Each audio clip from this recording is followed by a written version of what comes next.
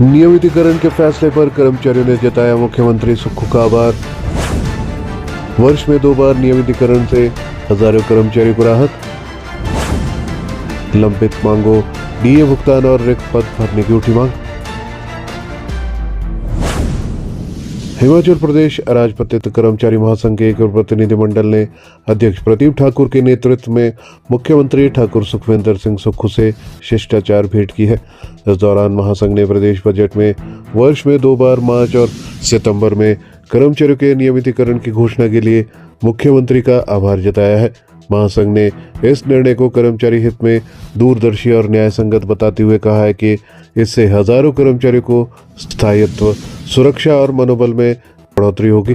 प्रतिनिधिमंडल ने पूर्व में सौंपे गए ज्ञापन के विभिन्न बिंदुओं पर भी विस्तार से चर्चा की और नियमितीकरण प्रक्रिया को और अधिक पारदर्शी तथा समयबद्ध बनाने की मांग उठाई। महासंघ ने वर्ष 2024 और 2025 में पात्र होने वाले कर्मचारियों को भी इस व्यवस्था में शामिल करने के लिए सरकार का धन्यवाद किया। साथ ही रिक्त पदों को प्राथमिकता के आधार पर भरने, वेतन आयोग के लंबित बकाया एरियर और 13% महंगाई भत्ते के शीघ्र भुगतान की मांग प्रमुखता से रखी है। इस अवसर पर कॉन्ट्रैक्ट एम्प्लॉयज यूनियन ने मुख्यमंत्री राहत कोष में 51,000 रुपए का योगदान भी दिया, जिसे कर्मचारियों की सामाजिक जिम्मेदारी का प्रतीक बताया गया है। महासचिव भरत शर्मा ने कहा कि मुख्यमंत्री ने सभी मांगों को गंभीरता से सुना और सकारात्मक कार्रवाई का आश्वासन दिया है। महासंघ के मुख्य संरक्षक MR वर्मा ने सरकार की कर्मचारी हितैषी नीतियों की सराहना की है। साथ ही कर्मचारियों को 2 वर्ष की स्टडी लीव वेतन सहित देने के निर्णय को भी सराहनीय कदम बताते हुए भविष्य में भी ऐसे फैसलों की उम्मीद जताई है। सीएम ने स्थगित किए वेतन मामले में कर्मचारी से मांगा सहयोग, बोले आरडीजी प्रदेश की जनता का अधिकार। मुख्यमंत्री के जन्मदिन पर सचिवालय कर्मचारी यूनियन ने वीरवार को अवेयरनेस वॉक का आयोजन किया। इस दौरान मुख्यमंत्री ठाकुर सुखविंदर सिंह सुक्खू ने सचिवालय कर्मचारियों के सहयोग के लिए आभार व्यक्त किया। रेवेन्यू डेफिसिट ग्रांट बंद होने की वजह से स्थगित किए गए वेतन में भी कर्मचारियों से सहयोग की अपील की है। मुख्यमंत्री ने कहा है कि मेरे साथ चुनौतियां चलती है, उन्हें मैं पार करूंगा। मुख्यमंत्री ने अवेयरनेस वॉक को सचिवालय से हरी झंडी दिखाकर रवाना किया।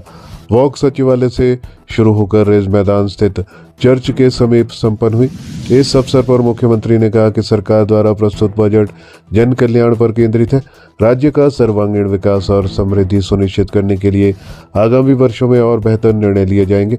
उन्होंने कहा कि वर्तमान सरकार सेवा परमो धर्म के भाव से कार्य कर रही है ताकि कल्याणकारी योजनाओं का लाभ समाज के हर व्यक्ति तक पहुंच सके।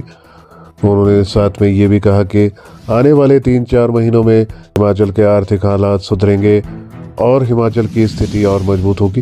उन्होंने वर्ष 1952 से मिल रही आरडीजी को बंद किए जाने पर भी चिंता व्यक्त करते हुए कहा कि आरडीजी प्रदेश की जनता का अधिकार है। देश के विकास में हिमाचल के योगदान का उल्लेख करते हुए उन्होंने कहा कि हिमाचल प्रदेश देश को प्रतिवर्ष लगभग 90,000 करोड़ रुपए की पारिस्थितिक सेवाएं प्रदान करता है।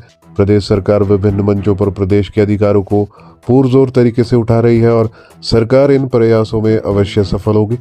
उन्होंने कहा कि वित्तीय अनुशासन की दिशा में अनेक कदम उठाए गए हैं, इसके सकारात्मक परिणाम शीघ्र ही दिखाई देंगे।